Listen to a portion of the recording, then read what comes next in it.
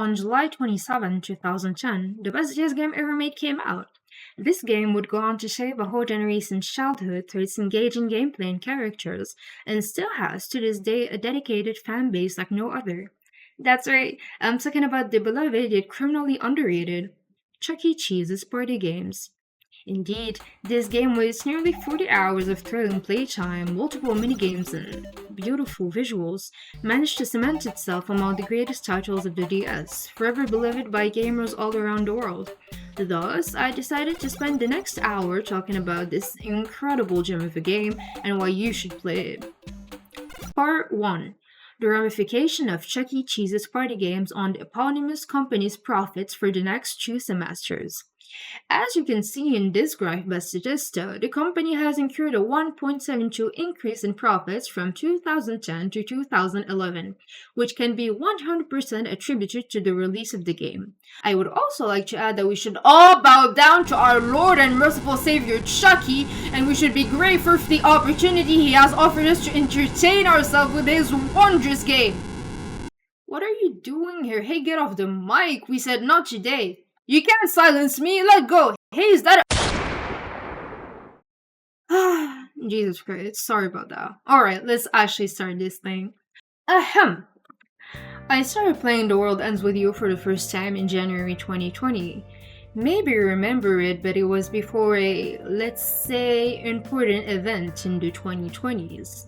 But, defying all expectations, I didn't spend my downtime during the lockdown playing it. No, despite enjoying the game quite a lot, I progressed very slowly. In fact, one could even say I stagnated for a while. The game is broken down into 3 weeks, each day having a main quest objective to follow.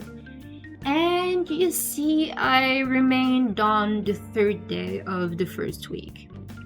For 2 whole years. But let's run back a bit. What is The World Ends With You?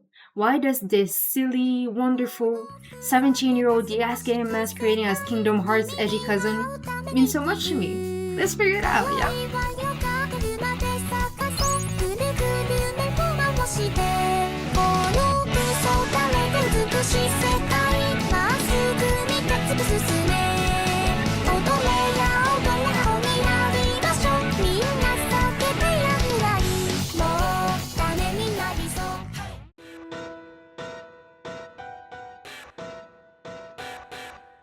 Under normal circumstances, I would remain on the sidelines, watching content creators far more talented than myself talk about this game, its themes and characters.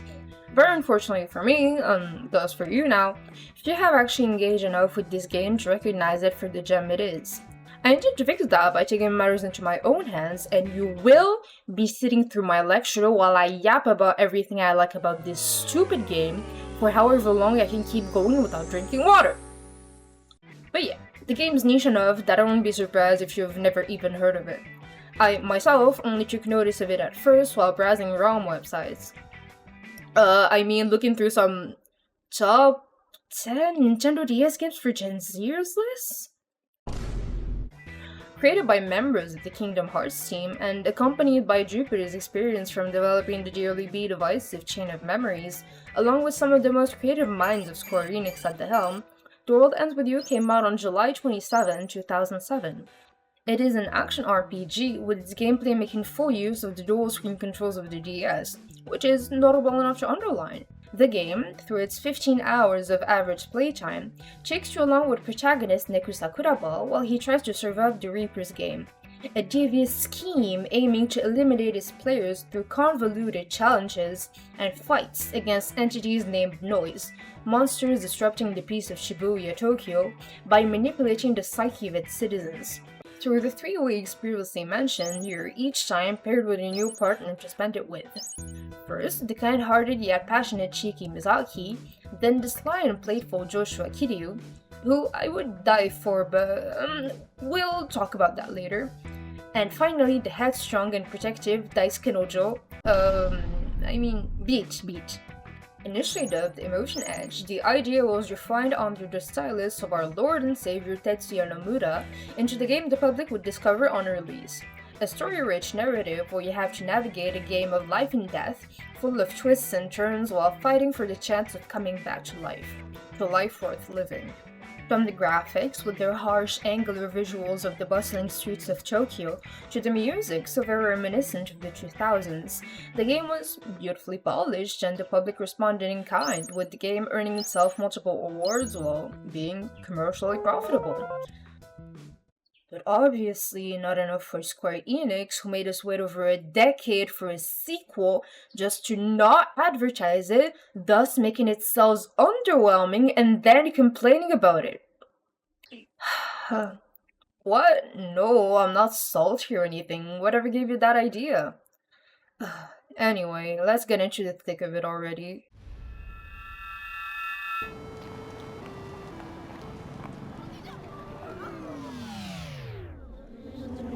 You wake up, lying on the pavement, the world going about around you, completely oblivious to your presence. As you stumble up to your feet, the very midday sun shining a blinding light upon the streets of an unfamiliar city, you find a pin grasped in your palms. We'll put it there.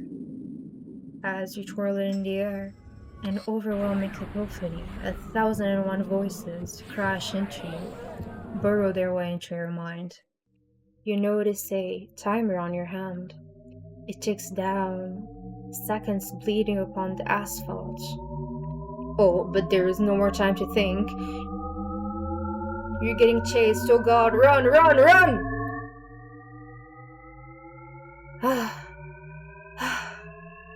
Is it safe here? Oh god, they're not backing down. Think, think, think! I don't wanna die! Huh? What the hell? No, I can't focus on a pact. What's... A warm light envelops your body. Fire crackles at your fingertips, and a bond resonates within your soul. Act initiated. Huh. And who are you? Shiki. Yeah, whatever. Let's just get this over with.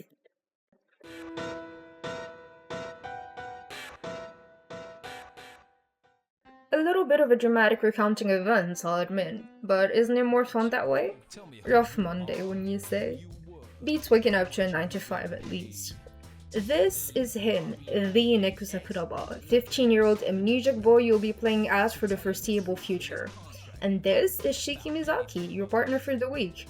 Together, you'll be fighting the Noise, which aren't just frogs, don't worry, with pins of all things, clearing the Reaper's missions, and finally, defeating the Game Master. A little catching up would do you good, so allow me. Shibuya is overseen by the composer, who has control over the city's planes and organizes the game our protagonist will take part in. He's the top brass, basically. These planes in question are the RG, where you and I are, as well as the UG, where our events take place. Any and every player sent there will be nothing but a mirage to those in the RG. Below him is the conductor, who does the composer's bidding and manages the game. Then you have the Game Master, self-explanatory, and finally the Reapers, your everyday salarymen. Ah, but how could I forget? The proletariat, the working class, the players! Yup, that's you. Hope you're ready to fight with all your workforce to ascend to the top of the food chain. Ah, but you know that's a lie. The Marxist model explicitly underlines that those at the bottom will never reach the top 1%.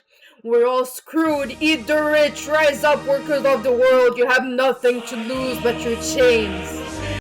Anyway, you would expect the first few days to be quite slow. You know, acclimatize the player to the mechanics, the characters, the plot. Nope, you're thrust right into the action. Hope you're holding on tight. After forging a path with Shiki and finishing the first day's mission, they both wake up in the station underpass, apparently having been knocked out for a full day, and then some. Making their way to fulfill their new objective, they come across Ramen Beach, fellow paired players, and they hit it off from the get-go. Well, Shiki does, at least. Neku is a little less enthusiastic at this prospect. See, this quickly becomes a major aspect of his character. For much of your first few hours of playtime, Neku is just Insufferable, he's dry, he's cynical, he thinks of people as obnoxious, as hindrances. This may give off the impression that this is simply part of his character. Just one more edgelord trouble to use from early 2000s media. Wow, how novel. And this reaches a tipping point at the end of the day, where he is tricked into believing that his partner, Shiki, is involved in a ploy to spy for the Reapers, and that he can get a one-way ticket out of this hellish game by killing her. And he believes it. One track mindedly, he holds her life within his grasp, and day 3 opens up with Neku, alone in the darkness. She's gone, huh? Whoops, would you look at that? There she is. Neku, and you by extension, are glad that she is still there. The kid starts opening up to his partner slowly. Selfishly glad that there is no blood on his hands, he starts to care about this girl who, despite being shown such meanness, still pushes on to be friends with Neku. Despite the fact that he does a lot more thinking than talking, he easily loses sight of what's in front of him. People's feelings, their ambitions, their goals. It's only now that he realizes how much Shiki still cares and wants them to win the game together, that he finally comes to the realization that he too should be allowed to care. And that day, we got to see Neku smile for the first time. The next few days fly by. The pair get closer in their fight for victory, but also as simply friends. Shiki tells Neku about how she dreams of becoming a fashion designer, a daydream she holds dearly within the confines of her heart, unwilling to give it much meaning. Not only that, but they discovered that to enter the Reaper's game, they had to forsake what they held dearest, which Neku discovers, but also that he is dead, and is playing the Reaper's game to come back to life. On the very same day of that discovery, Shiki is taunted by the Game Master, made to believe that she is nothing but a bundle of jealousy, envy, and self-hatred. Is she hiding this insecurity with her cheerful attitude? Or is that how she wants to be perceived, by emulating a persona from beyond the grave? Shiki becomes more reserved and quiet. Her insecurities being exposed make her feel weak and vulnerable, a far cry from the bright experience she put on for so many days now. The day goes by awkwardly. Shiki was always the one who carried the conversation, and Neku finds himself lost now that she is silent and dejected. Upon stumbling upon her friend, Eri, the person who gave her her love for designing, walking around in the crossing, Neku notices that they look the same? Shiki painfully confesses that it was her appearance that she gave up on to play the Reaper's game. Initially ecstatic at being in her idolized person's body, she started emulating Eri's personality, acting joyful and bubbly. However, she realizes afterwards that this means nothing if she can't be herself. She will never be Eri, but always just Shiki. And she hates herself for it. Though she overhears Eri say, downheartedly, that she considers giving up designing altogether. She is nothing without Shikin's passions and talent for sewing. They formed a team, and without her, something's missing. This reignites Shiki's fire. She wants to come back to life. Her girlfriend is waiting for her. But more than that, Neku didn't reject her when her ugliest side was thrust in his face. On the contrary, he embraced it and accepted her. She wants them to come back, together. Waking up readier than ever on day 7, Neku and Shiki make their way to the Game Master's location and wreck his ass. Sorry. But not before a heartfelt promise from Shiki for them to meet back at Hachiko, the place where they formed their pact a few short days ago. And Neku playfully calls it a date, as they both fade away, bathing in a warm, comforting light.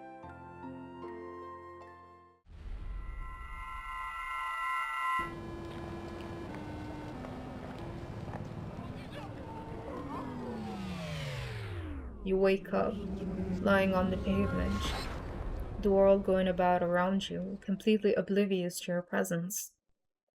As you stumble up to your feet, the bright midday sun shining a blinding light upon the streets of a much too familiar city find your voice, and scream.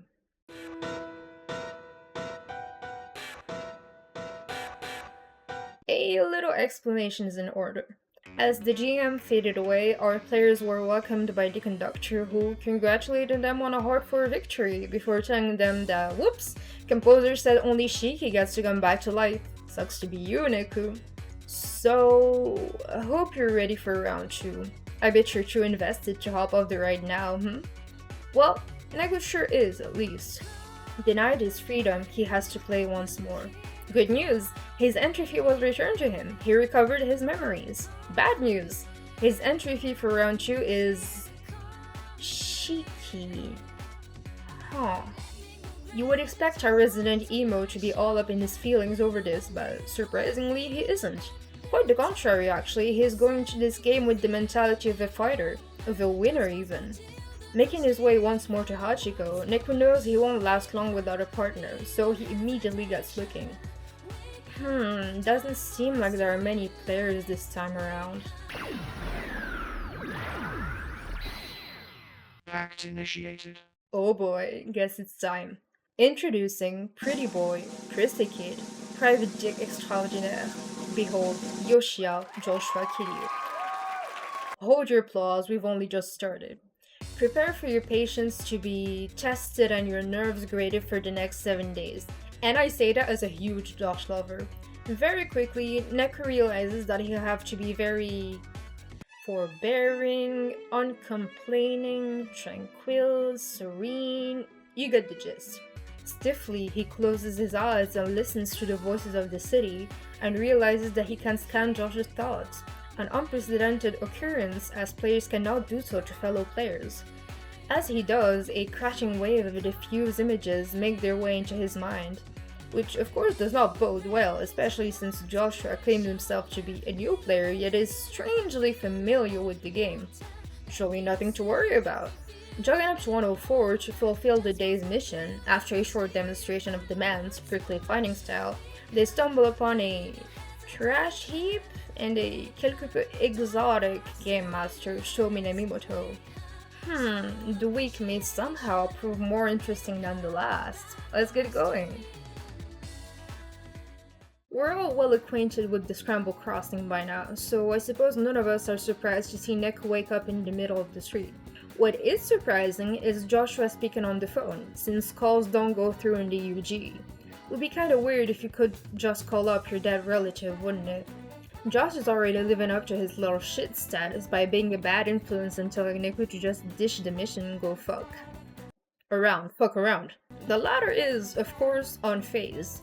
So as they proceed, they realize that to complete the day's mission, they have to play Chinpin Slam. Hey kids, ever heard of Beyblade?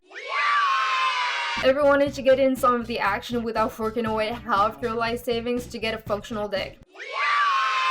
Well, weep no more. For the low price of one copy of The World Ends With You, you get to live out the exact same experience as any of those nerds would, but within the comfort of your very own gaming Nintendo DS. Introducing Tin Pin Slammer, the best fighting game you'll ever get your hands on. Rules are very simple, even an idiot like you would get it.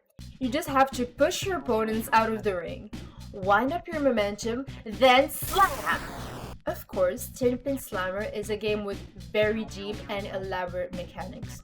Every pin you get in the game can be used on the battlefield, but each has different attributes, going from its weight, how well it spins, or how long it's stunned. You also have 4 moves you can use. You can become a spiky balls with effectively the attributes of a porcupine, rise into the air and descend as a blazing meteorite upon your opponent's 4 pin, call upon the might of Mjolnir and twirl a hammer around your pin. The second advent of Jesus Christ. So, what say you? Enchanted? Intrigued, perhaps? Join in on the fun today. Dozens of players are waiting just for you. Tin Pin Slammer, the game for the cooler nerds.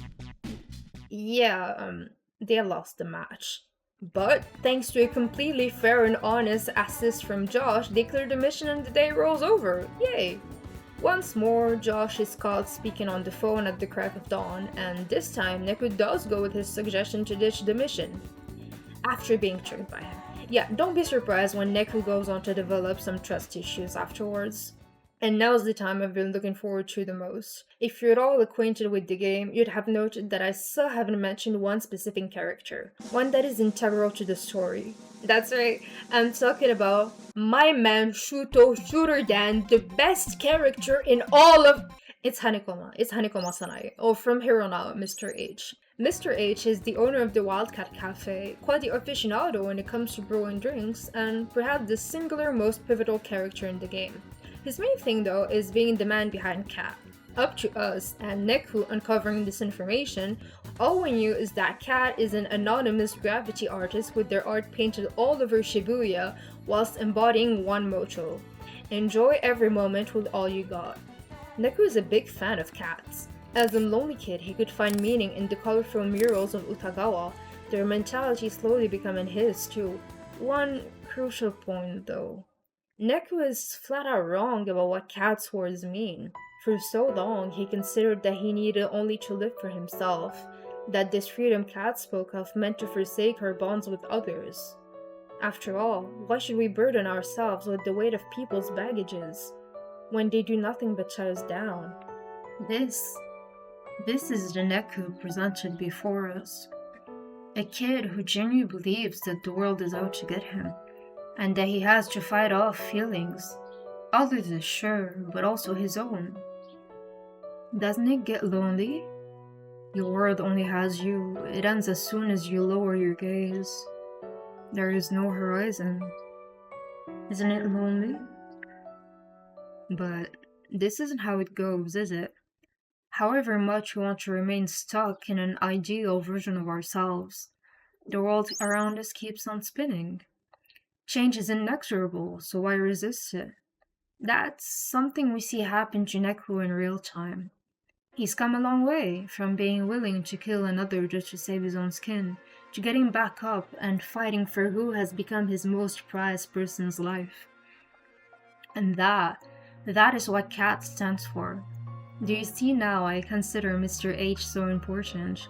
Hanekoma planted the seeds of what would become Neku's change for the better, and every single one of his partners took turns watering it. Shiki tore down his walls. Let me in! Tell me what you're thinking! And Joshua strengthened his resolve. Only by allowing strangers in can we find new ways to be ourselves. This is how the week goes. A constant test of Neku's newfound determination and newly changed worldview. Joshua is hidden under a cheesing smirk, even more misanthropic than him, constantly trying to drag him down with him, making him doubt, take the easy way out. All this comes to a climax when Neku, after scanning Joshua once more, deduces that it was him, his partner, that killed him. Torn, troubled, and betrayed, he is standing at a crossroads. He can't fall back on his old habits, shutting himself off into a much acquainted, bitter, and resentful Neku. And who could blame him? If you thought you were paired with your killer, who was mocking and provoking you for so many days now, wouldn't you be angry? Hurt? Or he can choose to trust his partner. That's one more precious piece of advice introduced by Hanekoma. To win the Reaper's game, you have to trust your partner. This is Neku's biggest challenge during the course of the game, that of being able to close his eyes and trust that his partner will be there for him when he opens them, whether it's when they're fighting noise on two separate planes, putting their lives on the line and fighting in sync, or simply to tell him that his pants button is falling off and needs fixing. It's about believing that someone is looking out for you, that you're not alone, and he really needs to believe that, to know that. We all do. There is much more to be said, but let's keep it short for this section, okay? Quite the slew of events take place in the coming days. Josh reveals that he wants to take over as composer, that he's playing the game while alive. The GM taunts them some more, you know the drill. And quickly enough, we found ourselves at day 7 once more. After arriving at the Game Master's hiding spot and defeating him, with more difficulty than last week's, I'll admit, they won.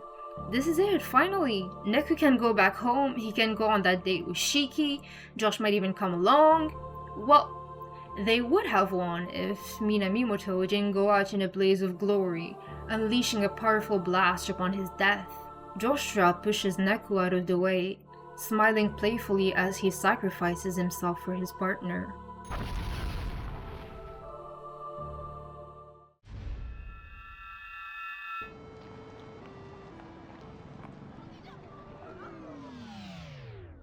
You wake up, lying on the pavement, an uncaring world going about around you, utterly indifferent to your presence. As you stumble up to your feet, the glaring midday sun glinting a blinding light upon the streets of a now sickeningly familiar city, you find your voice and scream.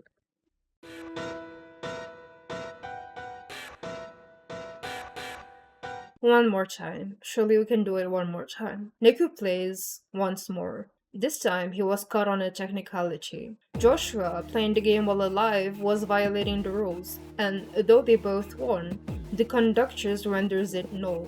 So, here we are again, at Hachiko. Should set up camp here at this point, Looking around for a partner, he soon realizes that he is, scientifically speaking, fucked. His brand new, shiny entry fee was every player. Yup, the administration took everyone away. So he has absolutely no one to pair with. If a single mission requires him to defeat Noise, he loses by default. The Reapers don't even try to hide their glee and are already sending swarms of Noise at him. Well, it was nice knowing you, Neku. Wait, is that who I think it is? Flying down from the heavens on his skateboard. That's him! Beat! Unable to see someone he considered a friend suffer injustice, Beat took matters into his own hands and chose to side with Neku. You're propelled into this last rodeo, a whirlwind of Kingdom Hearts-like fuckery, for one last time. Come on, they started it, but we'll end it. Beat has had quite a few life-changing events in the last weeks, which I have yet to mention. His partner, Rai, died protecting him. He joined the Reapers to try to find a way to bring her back. He attacked Neku and Josh a few dozen times, sparing them each time after a crushing defeat, and now aims to become composer to fix Shibuya, and more selfishly, bring his partner back to life, who he later reveals is his sister. Yuji is put on high alert by the conductor, supposedly because Beat's desertion of the Reapers represents a threat for its very existence, which confuses the Game Master. And the Reapers have been equipped with these new pins called O-Pins designed by Cap, that have been all the rage in Shibuya, which are supposed to enhance their performance. The week follows a pretty linear pattern. The pair wake up, try, and fail to enter the composer's secret base of operation, the Shibuya River, and try to find a way, and fail, to defeat the Game Master, all while getting into fights left and right with overly confident Reapers. During the week, we see Beat grieve his sister's death, which he believes he caused after failing to push her out of a speeding car's way. He talks about how he had a rocky relationship with his parents, but that, despite his flaws, Rhyme was always his rock. Like any prideful 15-year-old boy, he found it embarrassing to be doted on, worried about, by his younger sister. It's only once she was gone, and that she woke up in the UG with no memories of him, that he truly lost it. All that he held dear, it was her. And Neku actually listens, empathizes. Those words he now uses, which once were cutting, bitter, hateful, now are used as encouragement, as calls to action. He starts showing care for the late Rhyme and her tragic fate. But beyond that, he now pushes onwards. He has an objective in mind and he fights for it, with everything he has. Would the blasé Neku of the first week have done that? Let me answer that for you, dear viewer. No, he wouldn't have. He would have taken the easy way out, making as little efforts as possible, uncaringly not mind crushing others' ambitions just to fulfill his. That was Neku. But this new Neku, our new Neku, the one who has been refined by overcoming bitter hurt, and loving, gentle friendships. He cares. And Beach is a brilliant character to help our protagonist embrace this shifting worldview. The man is loyal to a fault, a steadfast, stubborn ally to hang on to, while they navigate the throes of a Shibuya slowly losing its identity. He stands in the face of danger, and it's thanks to his boundless bravery that he lands on the good side of justice. He pushes Rhyme out of the way of a speeding car, forms a pact in their death with she who has forgotten him, and does so selflessly despite the headache, despite the heartache. He gives up his cushy job as a reaper to right the wrong that was forced upon Neku, a Neku that was downright rude to him from the get-go. Despite the bad hand he was dealt, he loves, he cares, and he hurts for it. You know, I relate to him in a way. Beyond our common hatred for our respective government names, it's good seeing a character in fiction that just struggles and struggles, and despite that still puts other he cares about first. I'm far from the best skateboarder, I'm more of a rollerblades kind of guy, but I still like to believe he and I could see eye to eye on many things, including the supremacy of cutie pie's delicious pancakes. Yup, that's the Neo quota reach. Don't expect many more of those, they'll be reserved for the next essay. It gets hectic from here on out. Only a little bit more and we'll see Neku's hellish, but surprisingly enlightening, journey come to an end. Shibuya is losing it. Its people lose control of themselves. Reapers going berserk, citizens stuck in a strange, nebulous silence. Remember those opens, the ones with Mr. H's design on them? It would seem they're the cause of this strangeness. Would that make him the pair's bounty? Neku is, quite understandably, vehemently denying that possibility. But the evidence of the man's suspicious behavior is growing. Then there's Minamimoto who's back in the equation, so there's that to worry about too. The final day is upon them. Upon us. Ready? They waste no time and head straight for the Shibuya River, its door busted open by the crushing weight of a mathematician's eye or something. The GM reveals that she's been hiding under their noses the entire time, and puts up a pretty good fight before being defeated thanks to an assist from Rhyme from beyond the grave. Thanks, Rhyme. As any self-respecting JRPG, The World Ends With You makes the whole party show up to face off against the final boss, usually God. So Shiki shows up. She takes being still that surprisingly well, all things considered. Oh, and Minamimoto is out of the equation, so you can tell he won't be joining up for the final showdown. Imagine if he became an ally. Wouldn't that be funny? Pushing onwards, they come face to face with the conductor, the composer's spokesperson, so to say. This mysterious figure would be a shepherd to humanity, leading it towards a brighter future, out of the goodness of their own heart or something. There's no way you haven't guessed by now. The JRPG rule dictates that all your allies have to show up for the final showdown. And one prickly prick is missing, isn't he? Josh is the composer, overseer of Shibuya, and he is quite irked by its current stage. According to him, it pollutes Tokyo's plain, and he sees no redemption for it. He wants to purge it and all that makes it Shibuya. His conductor pleads with him to give the city a second chance, and to prove that it can repent. His solution is to eliminate its individuality, merge it all into one amalgam of quiet. Joshua accepts, calls it a betting game between the two of them. To make it fair, he retreats to the RG and stakes his play into an avatar of his choosing. One who is just like him, cynical and misanthropic. One whose world ends with them, proving that Shibuya is indeed beyond redemption. Neku is his pick, and he personally went to collect him. Neku is, once more, betrayed by Joshua. Despite their misunderstandings, despite their misgivings, despite everything, he thought he could find a friend in him. And as though the truth wasn't hard enough to swallow, as though the bullet didn't hurt enough when it went through his heart. Joshua wants to play one last game. A duel for the fate of Shibuya. Neku is, once more, thrust into this crossroads that seems intertwined with the very nature of his and Joshua's relationship.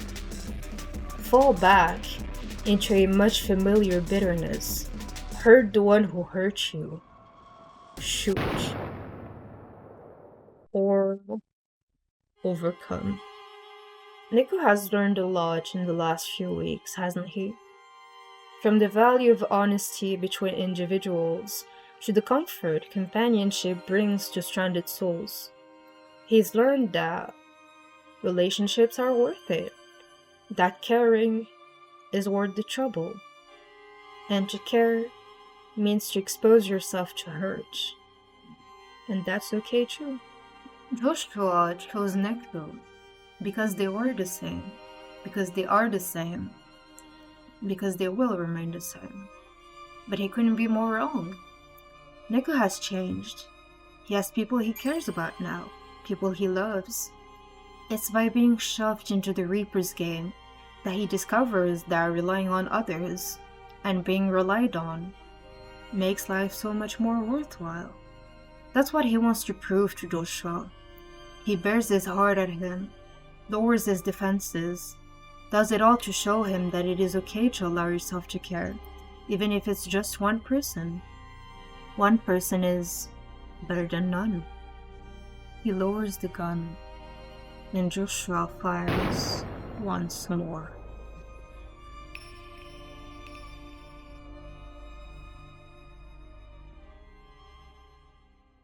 You wake up, lying in Scramble Crossing. A crowd of bystanders circled around you, worried about you. As you rise to stand, Shibuya's midday sun basking the city streets in a warm light, you find your voice and scream.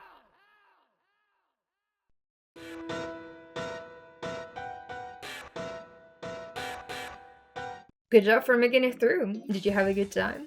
Now that the introduction is finished, we can finally start getting into the game proper. Toei shines brightest when taking a look at the various novel mechanics it brings to the table. One of, if not the most important aspect of the game is its emphasis on fashion. While it isn't very surprising considering that it is a Square game made in the early 2000s, at the peak of the belts and zippers style seen of Final Fantasy and Kingdom Hearts, it brings a very fun twist to the formula. What would be considered armor in other RPGs is instead replaced by that of threads.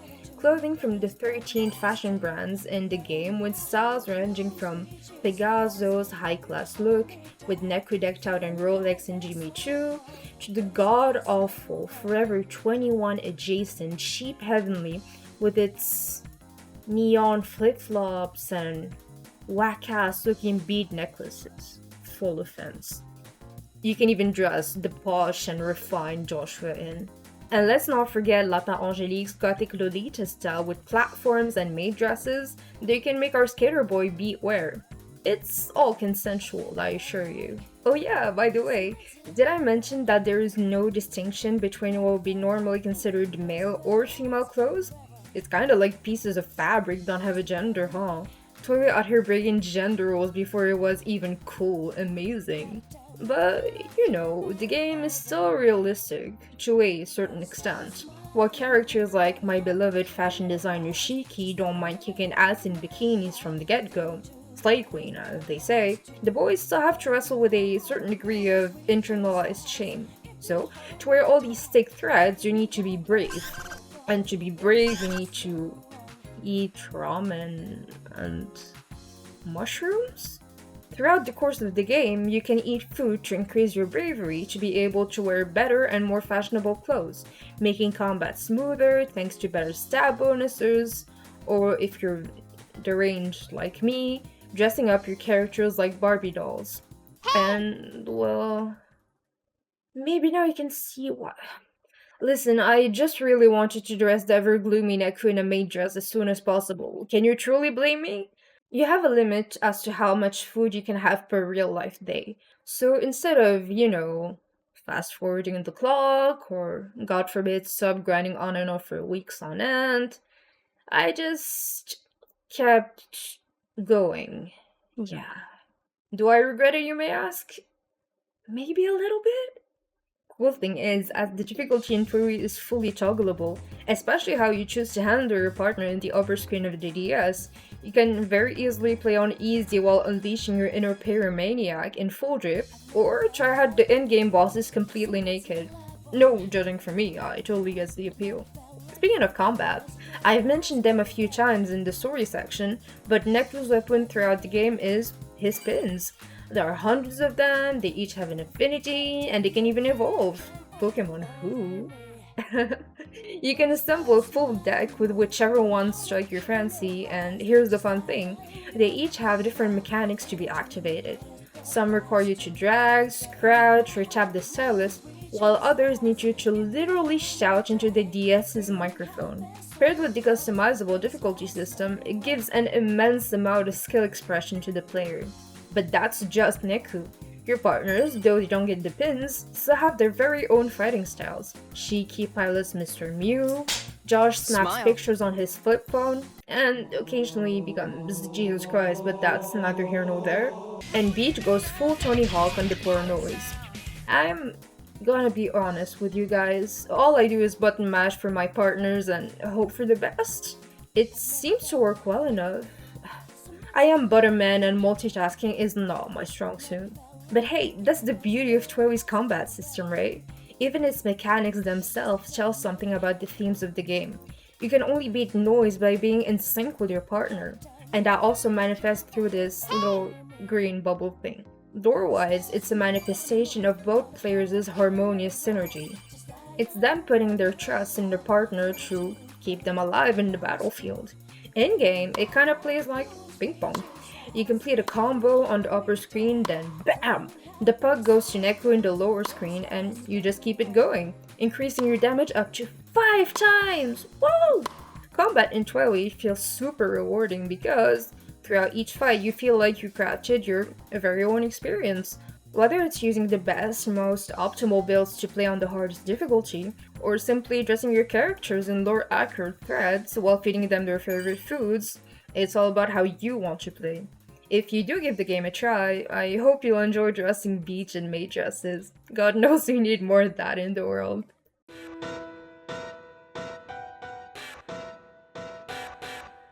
Tintin Slammer is the best Square Enix game on the market, and I'm honestly very pleasantly surprised they're so kind as to ship you a complimentary TOEIC cartridge while getting it. How incredibly nice of them. My business partner, who is also me, already explained how the game mode works, so I'll just leave you with some footage of me destroying everyone at it in the background. Most of your Tintin Slammer playtime will happen in the secret bonus chapter of TOEIC that you unlock after completing the game. Another day. This day ends with you. Officially, it's the alternate universe Josh went to hiding in after he sacrificed himself and was having so much fun in playing Tintin that he forgot that he was the fucking composer and had actual adult responsibilities. But who cares about the plot anyway? Even the game tells you it doesn't care. Just fuck around and play Tintin. You just spend an hour going around Shibuya battling every single character, NPCs included, at Tintin while following what the game generously considers some narrative framework about the good guys having their precious pins stolen by the bad guys and your epic journey at defeating them with the power of pins. And ramen? Oh yeah, you're a Power Ranger now. Name, color, and gadget included. Or well, a kindred spirit. Or a crayon warrior? Same thing, really. Pink bleeds right into this nonsensical plotline and he keeps on being his aggravating self. Hey you. Yeah, I see you. You don't know who Pink is, do you? Look at the screen! Fine. Why don't we do a roll call? Neku is blue. Wait, no, black and blue? Color palette of a bruise, basically. Shiki is green because her skirt is green. Beat is yellow because, well, I mean, look at him. Blonde ass. Josh is pink. Apparently it's the color of humanitarians? Do not ask. I have no answers. Then we have our secret guest, Dr. Pin, the man, the myth, the legend himself. Sine! Cosine! Tangent! Yeah, him. And of course, we can't forget about him. Coming down from the heavens, spreading the good word of Tinpin Slammer to all who allow him into their hearts. Embodiment of the soul of Tinpin, he who is known as Red. Give it up for my man Shooter. If you think about it, he is the perfect protagonist. The boy has a passion, he trains and fights for it, incurred losses while on his journey, but still manages to stand up and strive for greatness. If anything, Another Day is simply the game's chosen stage to showcase this brilliant man and his ascension to greatness. Okay, let's actually delve into this baby's plot. All of Shibuya is itching for the event of the year, nay, the century, to take place, the Tinpin Slammer Slam-Off. Our boy Neku makes his way to the venue, buzzing with excitement, and destroys the competition. Just as he thinks he has the tournament in the bag, surprise, the event organizers are actually a group of pin thieves, the Black Scholars, who use the pretense of a citywide contest to steal every player's precious pins for themselves. Luckily, Neku managed to hold onto his pins amongst all the chaos. Red immediately leads the stranded lost Tinpin souls into a band of vigilantes set on taking back what's theirs. The spirits are stationed in their secret base, Ken Doi's ramen shop. Remember his name, we'll need it for later. And they establish a plan of attack. Dr. Pin, noticing that Black and Blue still has his pins, decides to use him as bait to lure out the Black Scholars. However, to take on such an endeavor, the spirits have to build up their strength. Thus, they venture on through Shibuya, battling every living soul to borrow steal their pins on their quest for justice. While on their way, they encounter one more victim of the Black Scholars' theft, Rhyme, who is recruited into the group, thus assigned the Black moniker, and now Neku is just Blue. But, plot twist, Black is actually a spy and has infiltrated the spirits' rank to weaken their firepower. Licking their wounds, the spirits make their way back to base. But whoa! Another revelation! Ken Doi is actually the creator of Tinpin. This living legend bestows upon them his most precious creation. The Power Ranger gadget? They even have the matching colors and everything. At last, it is time for the final showdown. The spirits make their way to the Black Scholars' hiding location, and they each have to take one on, one by one. Some heartwarming shonen ending adjacent moments later. Seriously, just play. Don't you want to try Tinpin Slammer for yourself? This day comes to an end, and with the best of conclusions.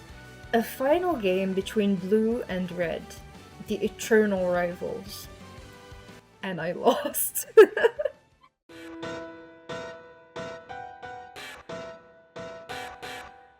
I would like to make a short intermission to give Toyo's OST its flowers.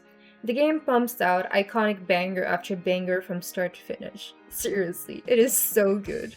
I'm far from a competent music critic, but I'm very genuine when I say I've been looping some of these tracks for years, and I'm still not sick of them. I had Calling as my ringtone for forever, and I know Deja Vu's and Give Me All Your Love lyrics by heart. Takeharu Ishimoto, the game's composer, has quickly become my favorite in the industry, not only for Toei, but also for his phenomenal work on his sequel, as well as on Crisis Core. Do you believe me if I say that I cannot listen to some of the game's tracks without my eyes welling up with tears? Most notably with Under the Apple Tree and The Fucking Price of Freedom. Anyway, music plays a major part in Toei's world building. Just look at the game's lingo, composer, conductor, noise, as well as Neku's constant wearing of his headphones. It's all there. And for good reason, because music is The World Ends With You's beating heart, as it tells a lot about the game's character. It tells in everything but words of the time period it was made in, its songs dripping of that early century nostalgia. Funky hip-hop beats with Twister,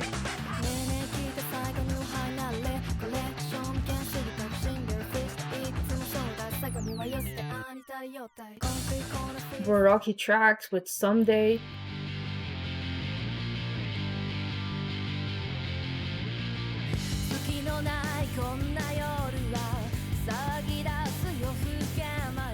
Some electronica through Fighting for Freedom.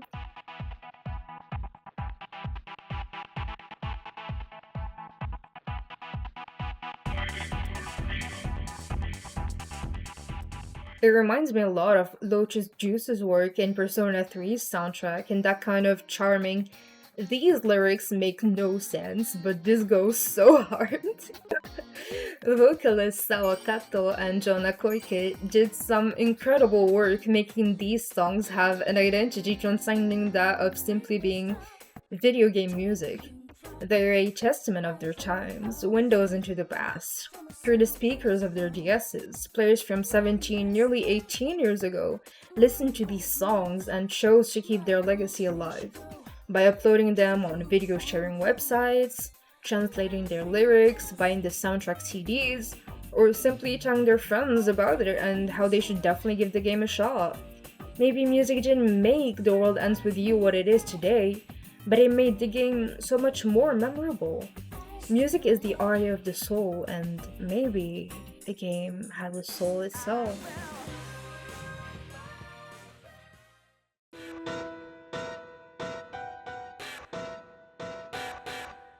Wayward wants you to believe it's a pretty straightforward, no-nonsense game, but seriously, just look at the Tinpin section. This game does not take itself seriously half the time. And like any project touched by Tetsuya Nomura, it hides a lot of its secrets unreported. In the secret reports, this is the deeper section of the iceberg for us cool nerds. Mr. H starts off by laying out a lot of complicated concepts and expects you to keep up, so let's just do that.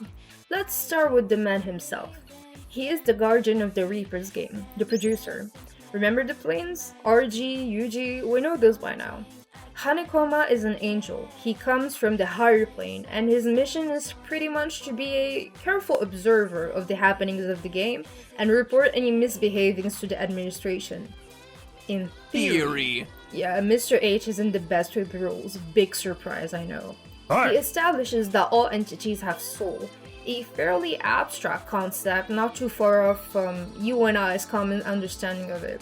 Consider it a sort of mold housing our mind and spirit, manifesting through the physical form taken. What dictates that form, on the other hand, is called imagination. We're all soul, but imagination dictates if we're Reaper, human, or noise. It's a powerhouse within anyone which manifests differently whether you're in the RG or the UG. In the UG, imagination enhances your combat prowess. Neku's exceptional mastery over pins is a manifestation of his extraordinary imagination, for example. In the RG, it's much more self-explanatory. It's the ability you have to inspire and change the world. Basically, The World Ends With You is telling you that you can be cool enough to inspire the world.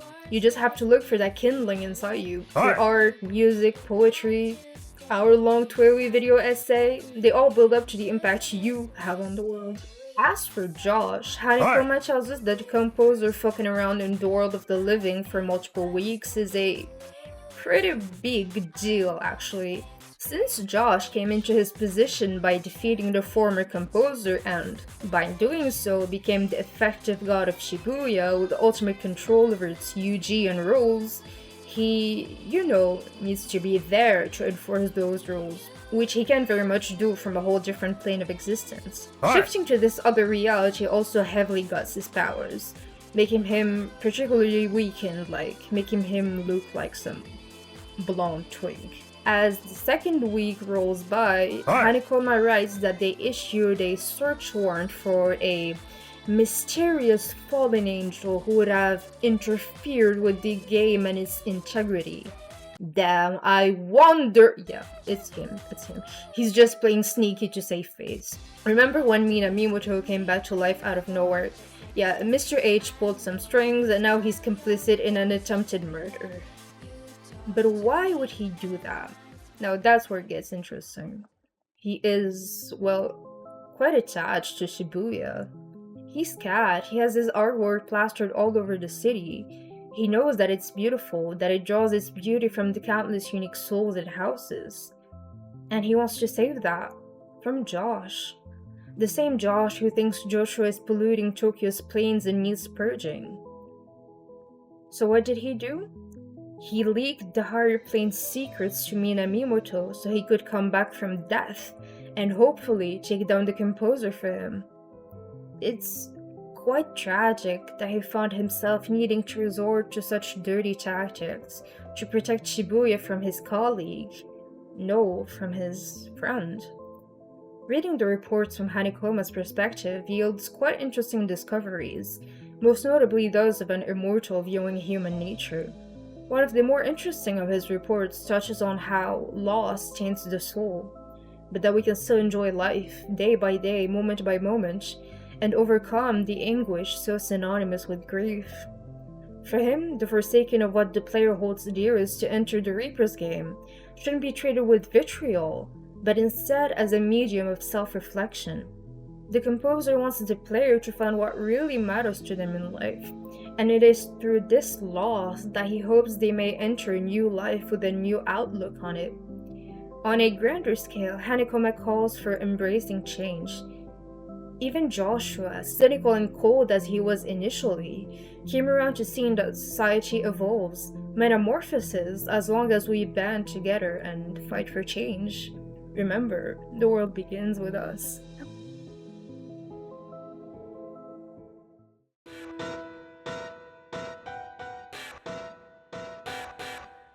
I'm sure you must have seen this section coming from a mile away, but what can I say?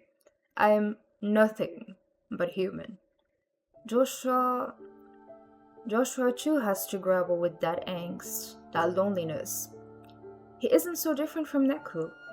Throughout all his life, he could see the UG while alive, and felt as though he belonged to this place transcending death. In a way, he too thought all the world needs is him, that he has his values, so others can keep theirs, alright? He doesn't get people. Never has. Never will. How do you think that affects one's mind? Feeling disconnected from life itself, closer to the other side, rejected by his peers, alienated by his parents? And how does that bleed into your actions, your decisions, when you become an all-powerful god presiding over a whole city's cycle of life and death? Mr. H was, perhaps, his only friend. And though Josh never words it, Hanekoma choosing to not put his trust in him over Shibuya's fate, choosing to orchestrate his assassination, wouldn't it hurt? It must hurt, right? Are you acquainted with the Hedgehog's dilemma? That which says human closeness is synonymous with hurt. Schopenhauer, moody bastard that he was, postulated that the only fail-safe solution is isolation, and Prickly Josh does know his philosophy. So that's what he did. He walks the path of immortality alone, hardening, freezing what remains of his very human heart, and he strides on. Maybe he saw a little bit of himself in this corrupted Shibuya, the city losing itself, forgetting its identity. Maybe that was him, too. God made man in his image. It may be a stretch, but perhaps Shibuya takes after its composer, for he governs over its melody. He leads the orchestra of the hundreds of thousands of souls singing their anguish into the evening breeze. Which of them hurts the most? Man feeling his God's pain, or God feeling his man's pain? What happens when pain reaches its tipping point? What happens when you've lost so much of yourself that you're no longer you? Is there hope? Sometimes it takes only one person. Sometimes it takes someone as broken as you, as hopeless, to drag you out of that pit of despair, to show you that it's worth hoping, for the first time or maybe for 1,000 times, that it is worth a try. It is impossible to talk about Joshua without mentioning Neku. Some would call them two sides of the same coin, and I am that someone. There is One line that Neku says in the game's ending that had me lost.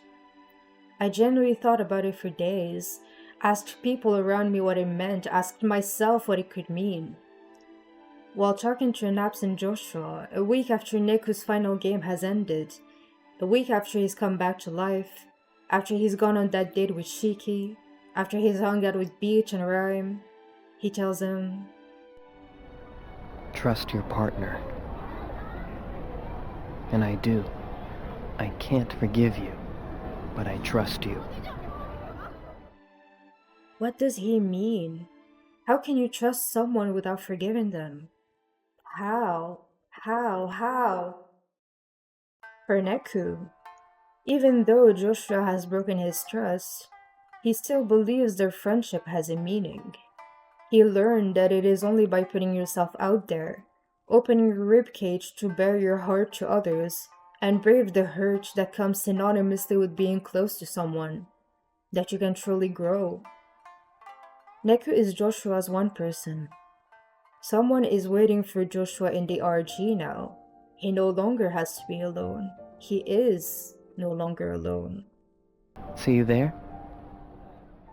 Shibuya owes its continued existence to the beauty of human connection. But really, don't we owe everything to humans' ability to connect with others? Man's trust in his fellow man allowed him to lay the foundations of the Tower of Babel, carrying his fellow man in his climb to the heavens, and it took God's might to halt our efforts. He scattered us, divided us, separated us. God was afraid of our love. Forgive me if my speech is unclear or absurd. I may have gotten a little bit carried away there, but I hope you understand where I was getting at before the philosophical intermission. Joshua has borne the weight of this anguish, of this loneliness, for however old he is. He acted heartless in his selfish desire to flee his gnawing pain, choosing to sacrifice thousands and hundreds of thousands of others in his wake. But he didn't.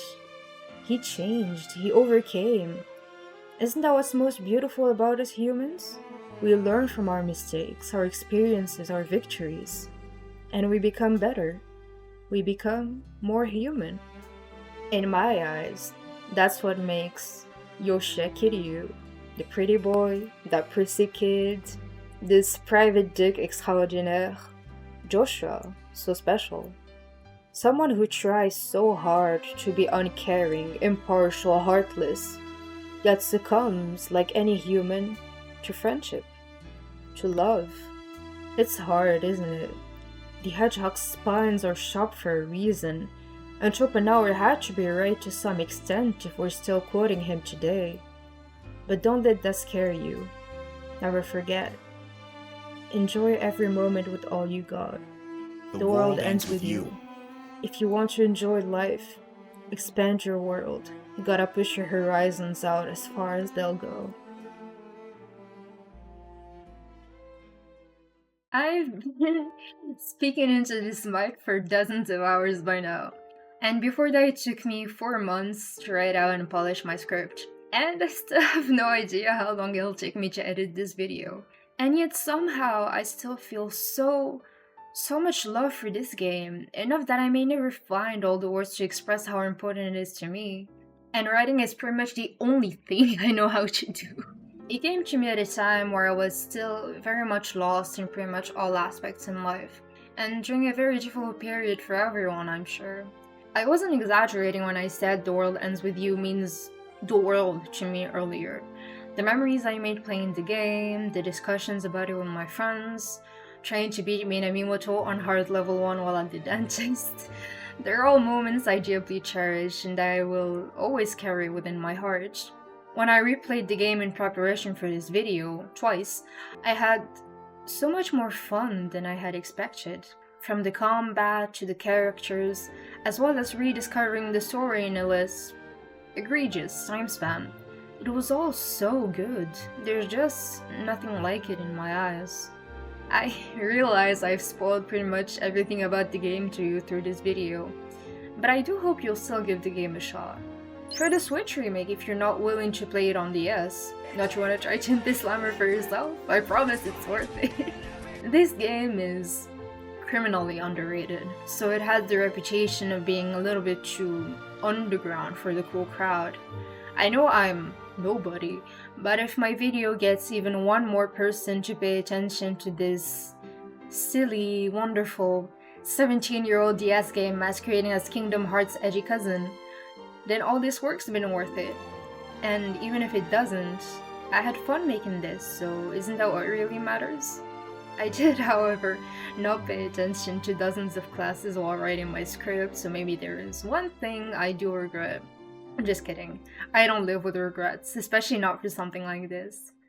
I would leave you with a scant few words of wisdom to close off the video, but I'm just some 19-year-old wannabe poet, and the game itself says it better than I could. The world begins with you, my friend.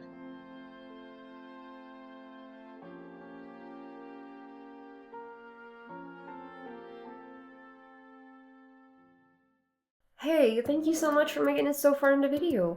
Whether it was watching or simply just listening to it, I'm very flattered you made it all the way here. This is just the Yappuccino section, so sit around if you feel like it. For credits, I would like to thank the Twitter Wiki. Amazing work you guys, not only on story analysis, but just breaking down the game for any newcomers or even veterans. Reddit users Lapin Parka and D12 Team Marie. I borrowed some of Marie's ideas when analyzing Beat's character, and Lapin Parka helped with the quote that I said I had struggled on, the trust your partner one. When I asked on the subreddit, they were the ones who came up and brought some answers that really resonated with me. Of course, all the places I took footage and visuals from are credited in the description. As for thanks, I would like to thank the Twirly subreddit, of course. I somehow made it to top 1% commenter there, so I love you guys. I would also like to thank my friends over at the Genshin Leaks mega thread. You know who you are, I love you guys. And of course, I would like to thank my very own friends, Eden, Nemo, Kara, Oni, Pingu, Loki, Arn, Rain, Asya, Lisa, and Sweet. I hope I'm not forgetting anyone. Also, a huge thanks to my best friend and script supervisor, Azam. Couldn't have done it without any of you guys, sincerely. And obviously you for watching. Thank you so much. I don't know if this is my first or last video ever. I haven't done the editing yet, so I'm kind of dreading it, but I hope I'll do a good job. I hope it will be a good video. And this is how I'll use the money this video gets me. Okay, see you, bye!